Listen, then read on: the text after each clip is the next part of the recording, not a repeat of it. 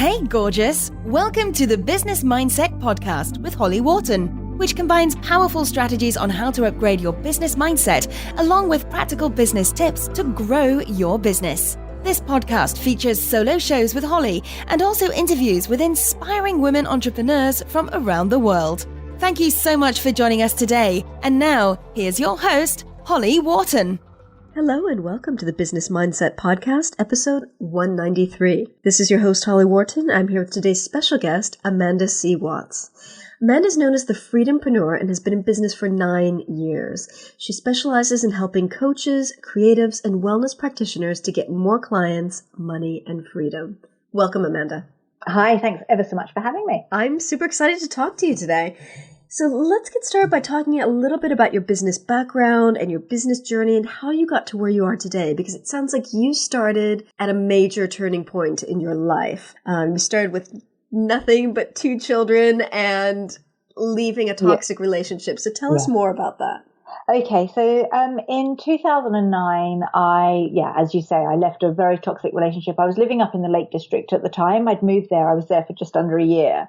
And I moved myself and my 2 kiddies up there. And it wasn't a particularly nice part of my life. I was very glad to leave it. And there was a breaking point where I just woke up one day and said, right, we've got to leave. So I packed up my car with the 2 children, took the passports, took some of their clothes, took Annabelle's bear. She's got a teddy bear that she has to sleep with. And I took my KitchenAid because I had a KitchenAid. And I thought, if I leave now and I leave with nothing for my children, I'll never be able to afford a KitchenAid again. So I took my KitchenAid. Packing the priorities. Absolutely. So I took the KitchenAid and I came back down south. And at the time, my parents were living in Salisbury.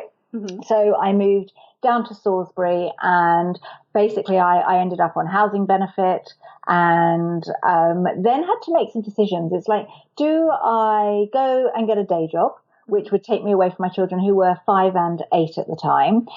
Do I go back to corporate? Do I move back up to near London and go and get a proper job? But the problem with getting a proper job with as a single mum with 2 young children in primary school is that you have to still take them to school and you have responsibilities there. So I was like, I can't do either of these, because if I go and get a job where I'm earning minimum wage, that's just a nightmare, because by the time I've sorted out childcare and everything, I'm earning absolutely nothing. And the stress as well. My son was very sick when he was younger, so he was off school a couple of days a week anyway. So I was like, right, I'm going to have to start a business. What do I start a business in? I went, I can kind of write, so I'm going to become a copywriter. So I launched a copywriting business, which I'd never done before, by the way. I don't quite know. Having been through what I went through, it was kind of, right, okay, I need to make some decisions, but actually I couldn't do any worse than I have done so far, so let's just give it a go.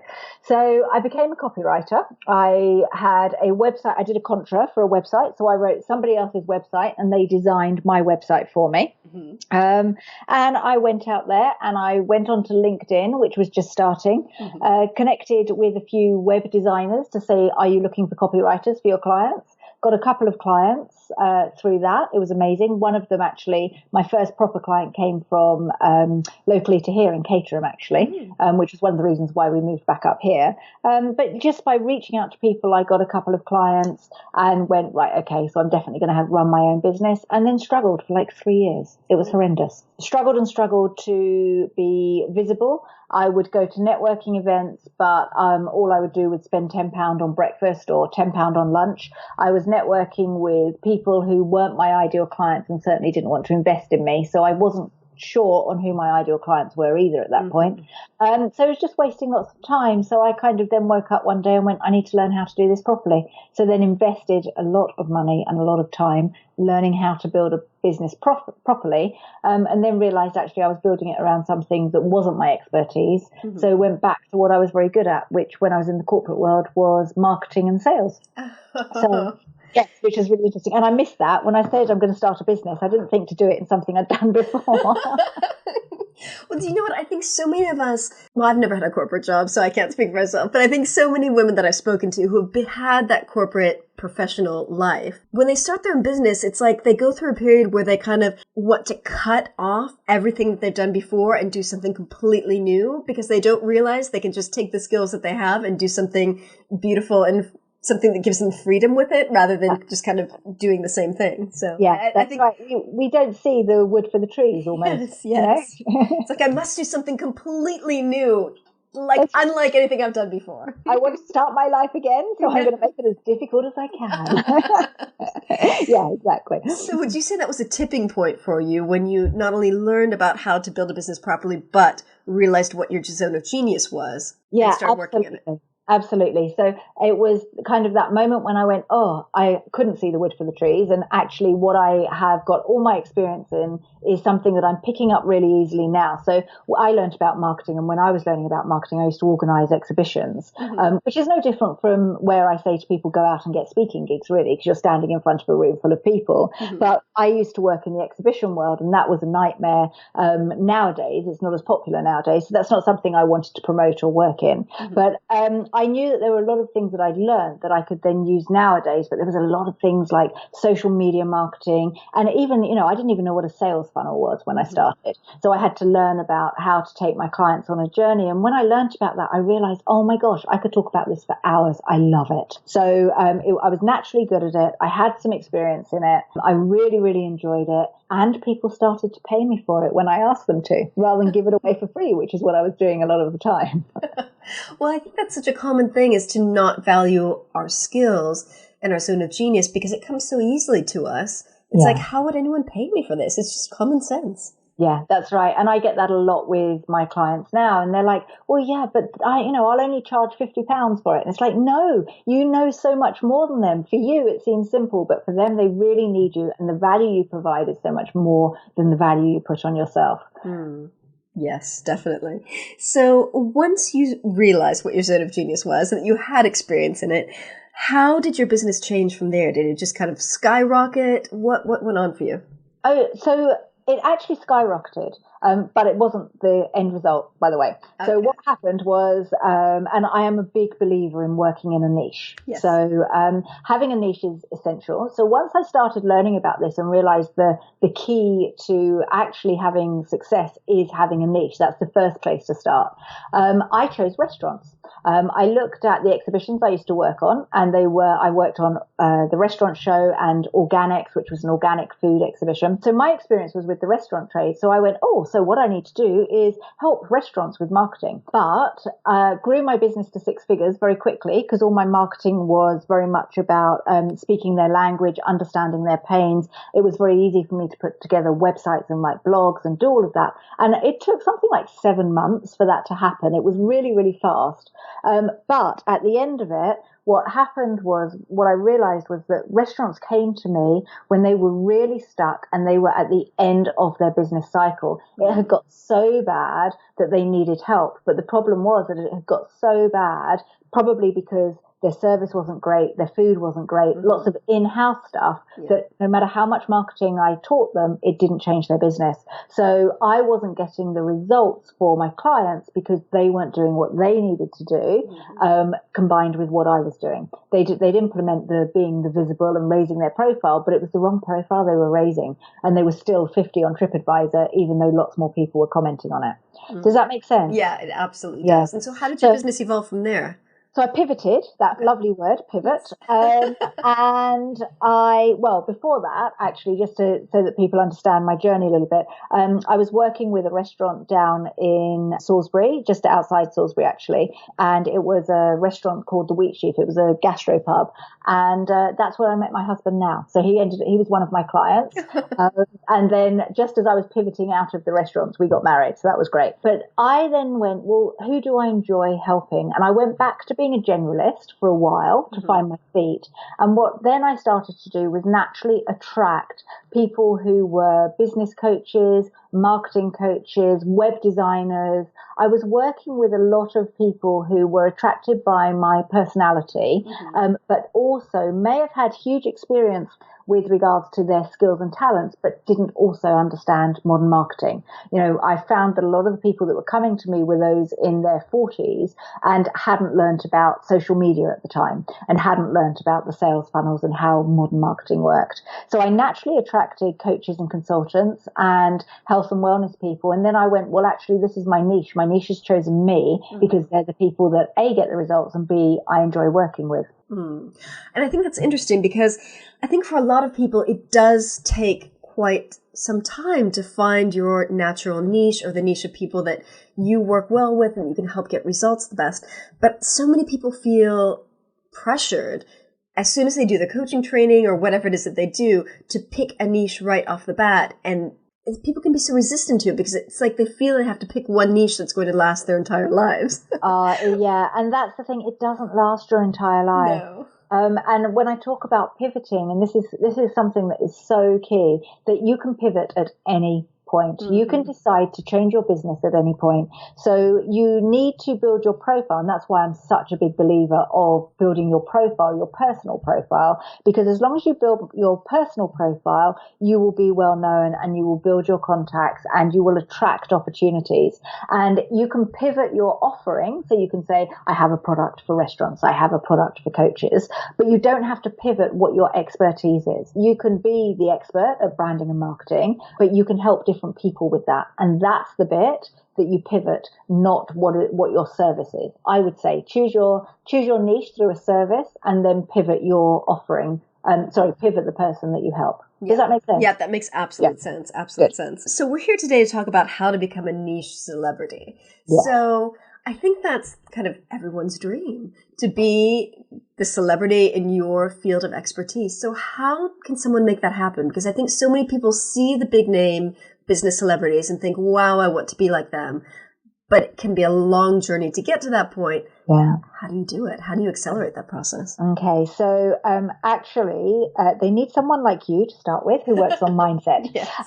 Because you have to get over the fear of being seen. Yes. So the only way to be seen as a niche celebrity is to be super visible. And I've alluded to having a personal and a business brand already, but you need to be brand famous. Mm-hmm. And if you raise your personal profile, you will get well known. So to be a niche celebrity, that is about being consistent with your message that you're putting out to the world. So what are the pains your ideal clients have? What is the solution to that? It's about creating content. And unfortunately, where writing one blog a month was acceptable 3 or 4 years ago, now there's so much noise out there. Mm-hmm. You need to create more content. But even more importantly than that, you need to create good content. You can't just create noise. So what is great is everybody can be famous by Facebook Lives nowadays. Mm-hmm. You can go on a Facebook Live. The problem with that, the negative about that, is everybody can be famous on Facebook Live. So it's like, how do you stand out? And that's very much about making sure that you craft a brand, making sure that your Facebook Lives don't look like everybody else's, making sure that your message is really strong, making sure you're consistent, making sure you're persistent, and also aligning yourself with other people in the industry that have really strong brands. So you're associating yourself with the right people. And of course, things like podcasts like this, if you land on my website, there are lots of places where I've been interviewed, and that then shows that you're well known and you're regarded as an expert. Mm-hmm. Same for you. You've positioned yourself by hosting the podcast, and you've aligned yourself with lots of people. That's great because you're sharing valuable content and showing that you're the expert. But more importantly, you're already saying, I'm Oprah, which is, I've compared you to Oprah. Thank you. You're very welcome. But that's the kind of thing that people need to realize, and they need to get into that mindset that actually it's really difficult to have a business. And I am the first to say that actually it doesn't have to be hard, actually, but it's simple actions that you repeatedly do. But if you don't repeatedly do them, it becomes hard because nothing happens. Does that make sense? Yes, I think that is so, so, so important. And I think talking about content and being consistent in content, I think it can take time for people to find what their best way of being consistent is. Because when I think about all the things that I've done in my business over the years, like I kind of come and go in waves with my newsletter. I come and go in waves with my YouTube channel. I come and go in waves with blogging. But the one thing I've done consistently for the past almost 4 years is this podcast. I have not missed a single week in releasing this podcast.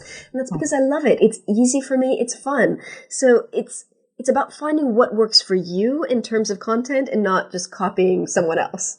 Oh, absolutely. And that's the thing as well, is if I say to my clients, right, I want you to write 4 blogs a week, and they're not writers, they're like, oh, that's horrendous, Amanda. Don't do that to me. Okay. So we have to find ways where we can make them super visible, but it's in their sweet spot where they're comfortable. So some people prefer speaking. Some people like doing the audio. So I tried a podcast, maybe 2 or 3 years ago. I did like 10 of the recordings, and I gave up. So I'm the opposite of you. Yeah. And I was like, oh, a podcast, that's way too regimented for me. I've got to do that every week. I like to create content on the fly. I like to create a lot, but I don't want to be told that I've got to sit down and speak to this person at this time. So I found it really, really hard to do a podcast. So it's about your personality, isn't it? And making sure that you do something that you enjoy. Otherwise, you'll give it up straight away anyway. Definitely. So what's your favorite type of content to create? My favorite type of content is video, and it never used to be. So I would like your listeners actually to understand how important you are as well, because my mindset was, oh my gosh, I speak funny. I have an accent that most people don't like. And I kind of scowl when I record videos and all these things. And it's like, therefore I can't do it. So to record like a 2-minute video on my homepage would take me 3 days, and I'd fall out with my husband and I'd be really angry and the world was falling in. And then what I did was I got out of my own way and started to create videos, but concentrated on the value I was providing rather than worrying about what I looked like. And I can tell you today, I never listen back to my own videos. I don't want to listen back to my own videos, but I really enjoy creating them because I know they provide value for people, but I don't want to look at them myself. Yes. So videos is something that I've overcome my fear of doing it just by taking action. Yes. And I can write blogs, I can write really easily, but I don't think that people want to read masses and masses of blogs. I think that the way we're consuming is slightly different. Yeah, and I think that's another important thing is that things are changing. The way we consume content, the way we learn is changing. So while blog posts, as you said earlier, were the way of connecting with people 5-10 years ago, it's not that way anymore. People are watching more video.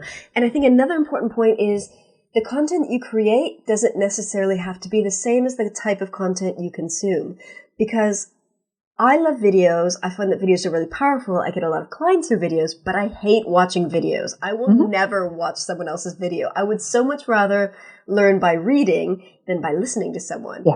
But videos are a great way for me to connect with clients, and I get clients through my YouTube channel. So there you go. Yeah, that's right. And I think maybe you and I are the same, because I want to consume fast and I haven't got time for the video to speak slowly to me. It's like, give me the info. I want to skim read the juicy bits. And the other thing that I really am a big advocate of, and I hold them almost weekly, is webinars.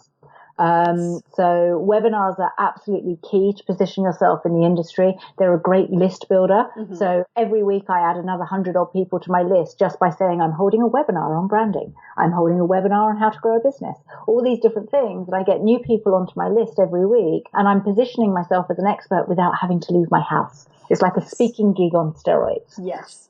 So this is an excellent topic. I'm so glad you brought this up. Webinars have been around for several years.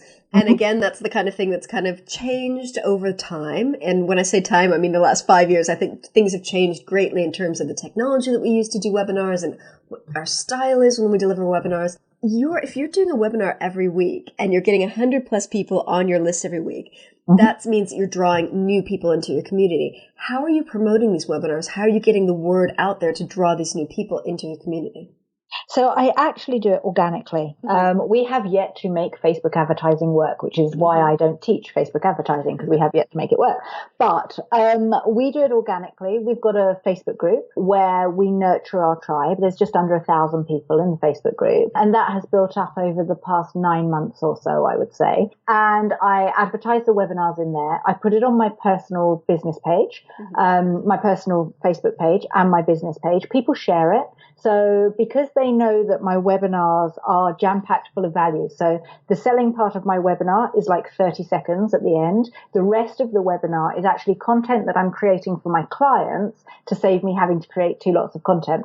So what happens is I've got a program where I teach people how to start and grow a business. Every single week, I like to add new content into that. So I create a webinar that becomes my content, and then I just invite people to join it so they get to experience my teaching. And it's really good because it's doubling up on time. So people know that my webinars are not about sales. They're about actionable content, and they're learning stuff that they would learn in my program anyway. And people share it for me. I put it up on LinkedIn. I put it up on Twitter.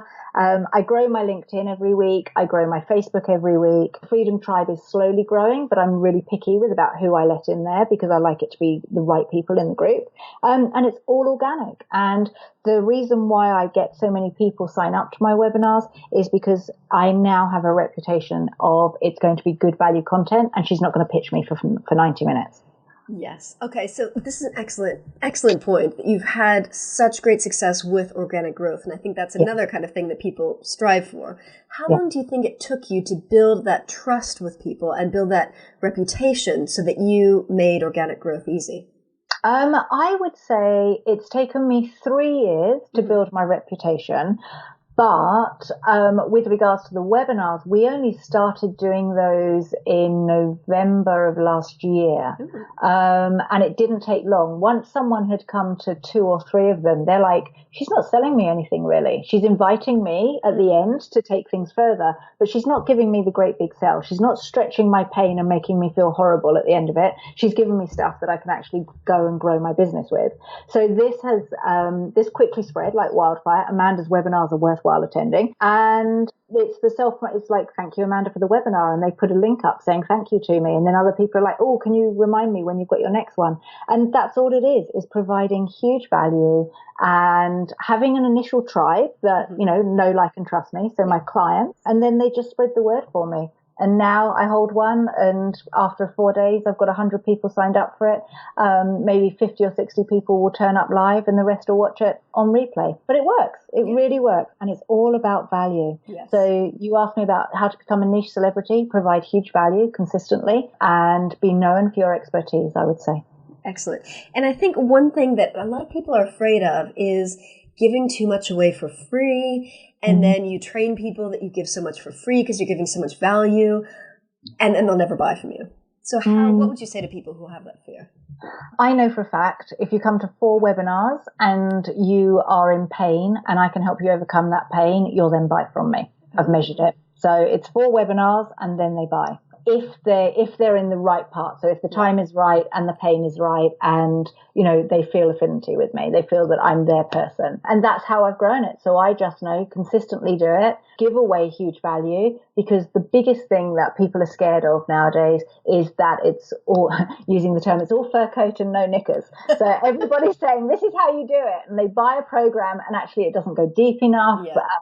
They're buying, the higher up the food chain you go with regards to business coaches, the less substance you get, because you're paying money to work with a very well-known brand. So that's why it's great to be a niche celebrity, because you're known in that niche, but you're not so high up that you're the Grant Cardone of the world who costs £5,000 for a 15-minute phone call. Yes. So I think that it's very much about provide as much value as you can. Give your best stuff away for free. Show that you are the real deal, because people are fed up with, especially in the business coaching world, people are fed up with being sold, this is how you have a 10K month, and all they're taught is how to do Facebook advertising. Yes. Which I have yet to master, so I'm not teaching anybody that. I know what you mean. I've tried it so many ways, so many different things. I have not cracked the secret yet. Exactly.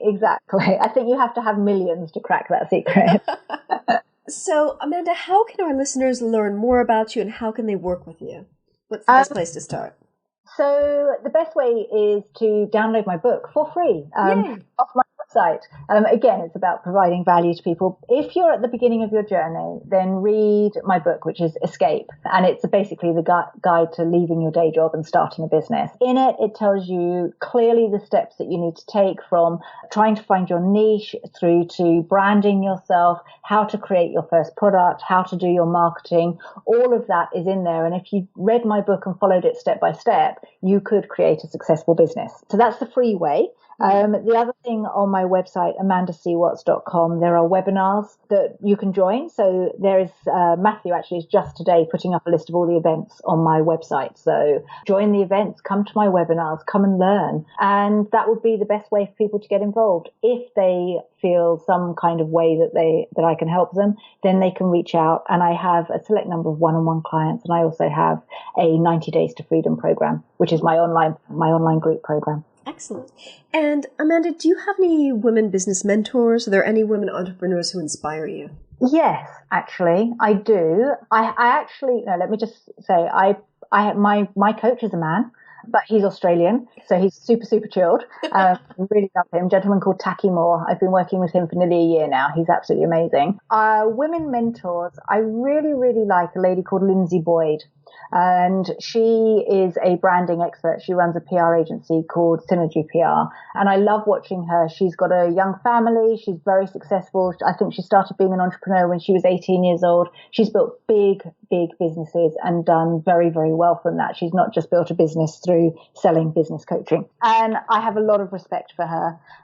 Who else do I really like? That's an interesting question. I really like to watch Oprah, who is amazing. She's inspirational as well, but everybody knows her. And Charlotte Wasmond is a lovely lady as well. She doesn't know me, but I know her. And that's a great way of saying building yourself as a niche celebrity. What you find is that people know you even if you don't know them.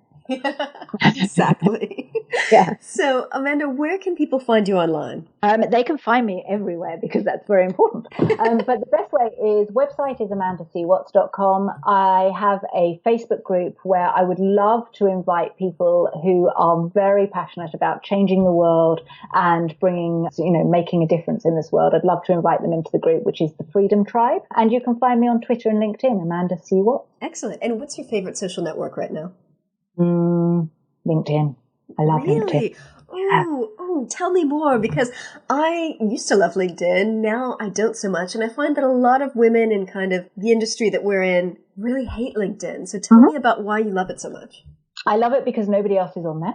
And most people hate it, which is why I really like it, because it gives me an advantage. Mm-hmm. So as long as I am consistent and connecting with people on LinkedIn, I'm filling my webinars, I'm driving people to download my free gifts, which then takes them onto my newsletter. The problem with Facebook is it's super crowded and messages are very, very similar.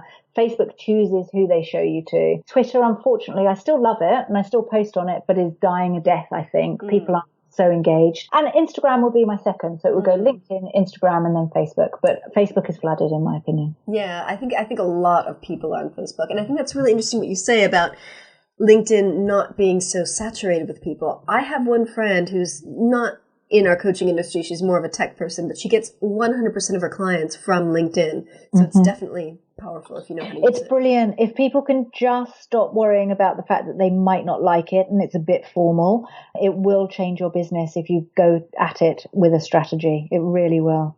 And what is the strategy that you use on LinkedIn? Are you just kind of posting things about offerings, your webinar, and your free gifts, or are you really engaging? No, I have a strategy. Yeah, I have a strategy for everything. So my LinkedIn strategy is post every single day just with a normal update, so not an article or anything. Then I do 2 to 3 articles a week. I've just literally, this is interesting too. I took down 2 weeks ago, I took down 130 blogs off LinkedIn. And the reason why I did it is I felt that I've moved so much in the past 3 or 4 years that they didn't represent my brand anymore. Mm-hmm. Okay. So I took them down. The writing wasn't good enough. The message wasn't strong enough. And I felt that not that they would do me more harm than good, but they certainly weren't enhancing my brand. So I started again.